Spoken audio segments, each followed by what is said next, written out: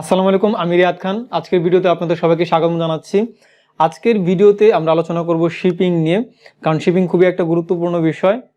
আপনি কোন এলাকার জন্য কেমন চার্জ নেবেন বা আপনার ডেলিভারির ধরন অনুযায়ী আপনি কেমন চার্জ নেবেন, অথবা কোন প্রোডাক্টের জন্য আপনি কেমন চার্জ নেবেন, তো সেই জিনিসগুলা আপনার যদি একটা ওয়ার্ডপ্রেস ওয়েবসাইট থাকে এবং সেখানে আপনি ইকমার্সের মাধ্যমে সহজে সেগুলো মেনটেন করতে পারবেন।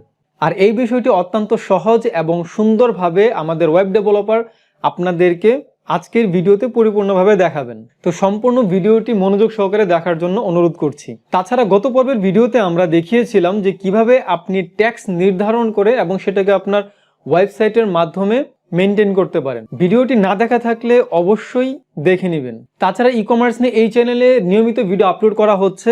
অলরেডি যে ভিডিওগুলো আপলোড করা হয়েছে সেই সবগুলো ভিডিওর প্লেলিস্ট দেখার জন্য আপনি ভিডিও ডেসক্রিপশনে গেলেই সেখানে লিঙ্ক পেয়ে যাবেন, সেখানে আপনি সবগুলো ভিডিও দেখতে পাবেন।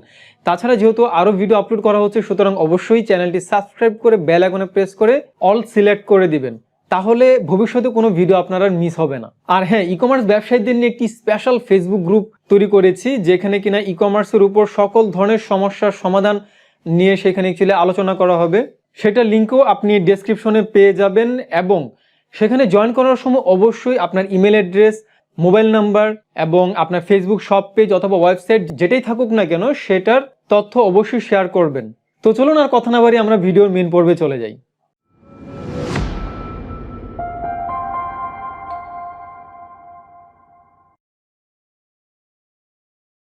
Welcome back. ওয়ার্ডপ্রেস wooCommerce টিউটোরিয়ালের এই পর্বে আমরা দেখব wooCommerceর সেটিং থেকে কিভাবে শিপিং সেটিং চেঞ্জ করতে হয়।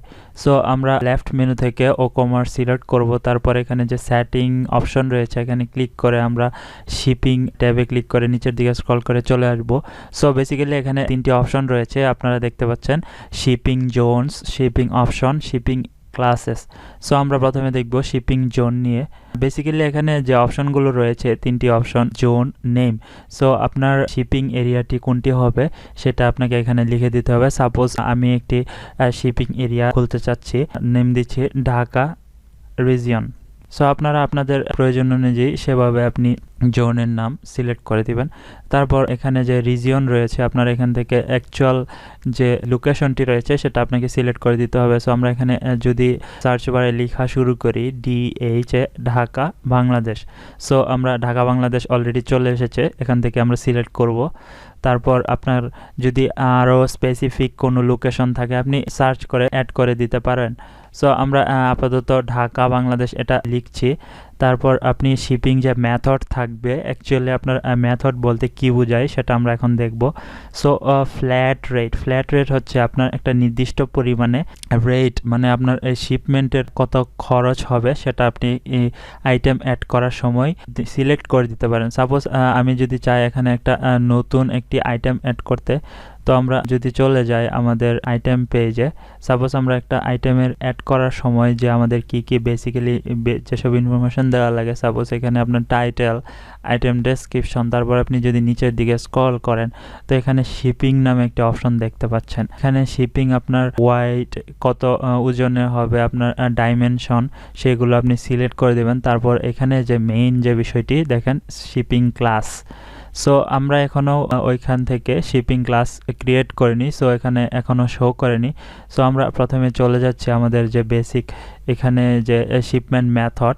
সো আমরা শিপমেন্ট মেথড থেকে এখানে যে তিনটি অপশন রয়েছে, আপনি ফ্ল্যাট রেট দিলে আপনি নির্দিষ্ট একটি রেট আপনি ইনপুট করতে পারেন। তারপর আপনি যে ফ্রি শিপিং দিয়ে দেন তাহলে আপনার এখানে কাস্টমার যে প্রোডাক্ট কিনবে সেখানে আপনার শিপের উপর কোনো খরচ সে দিবে না।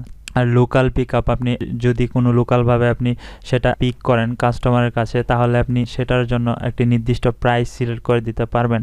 সো আমরা এখানে ফ্ল্যাট রেট দিয়ে শিপিং মেথডটি অ্যাড করতে যাচ্ছি। তো শিপিং মেথডটি অ্যাড করার পর আপনি দেখতে পাচ্ছেন যে এখানে শো করেছে ফ্ল্যাট রেট।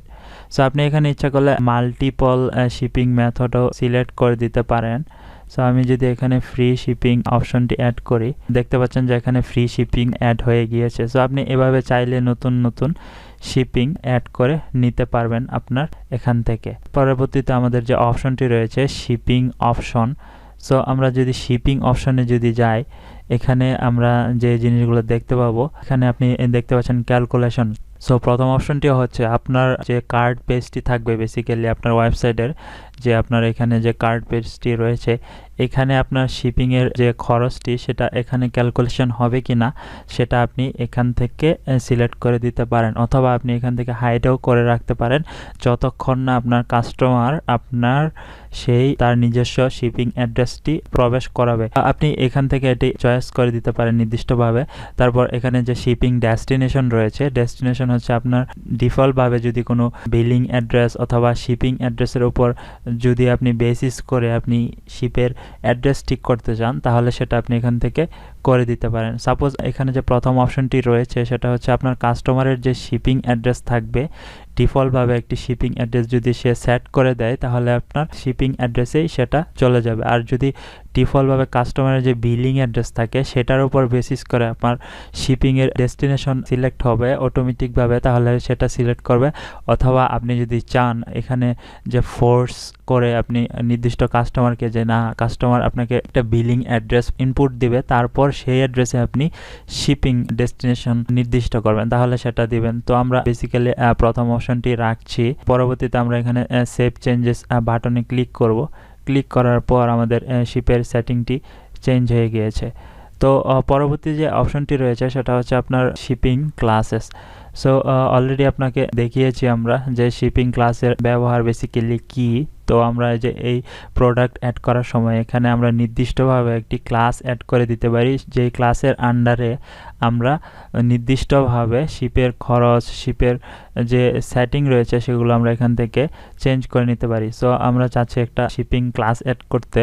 শিপিং ক্লাস যদি ক্লিক করি তাহলে দেখতে পাচ্ছেন যে এখানে ক্লাসের নাম চলে এসেছে, main class my new shipping class. এখানে আপনি একটি ফ্ল্যাগ দিয়ে দিবেন, এখানে আপনি সামথিং কিছু একটা ডেসক্রিপশন দিয়ে দিবেন। এখানে যদি চান আরও ক্লাস অ্যাড করতে এখানে ক্লিক করবেন, অথবা আপনি একটাই অ্যাড করতে চাইলে সেভ শিপিং ক্লাসেস ক্লিক করার পর দেখতে পাচ্ছেন অ্যাড হয়ে গিয়েছে। সো এখন যদি আমরা আমাদের আইটেমে চলে আসি, সাপোজ আমাদের যে আইটেমটি রয়েছে এখানে শিপিং আইটেম, পেজটি যদি রিলোড দেই, শিপিংয়ে ক্লিক করবেন। শিপিংয়ে ক্লিক করার পর আপনার যে ইনফরমেশনগুলো অ্যাড হয়েছে শিপিংয়ে দেওয়ার পর এই যে দেখতে পাচ্ছেন মাই নিউ ক্লাস।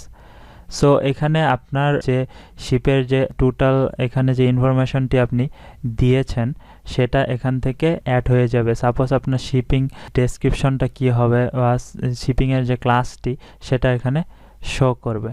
সো আপনার এই শিপের ক্লাসের আন্ডারে যে যে প্রোডাক্টগুলো থাকবে সেগুলো আপনার এখানে কাউন্ট আকারে শো করবে। সো আশা করি বুঝতে পেরেছেন ওয়ার্ডপ্রেস ইকমার্সের শিপিং সেটিং নিয়ে। এরপরও কারো কোনো জিজ্ঞাসা থাকলে অবশ্যই কমেন্ট বক্সে জানাতে ভুলবেন না। ধন্যবাদ সবাইকে।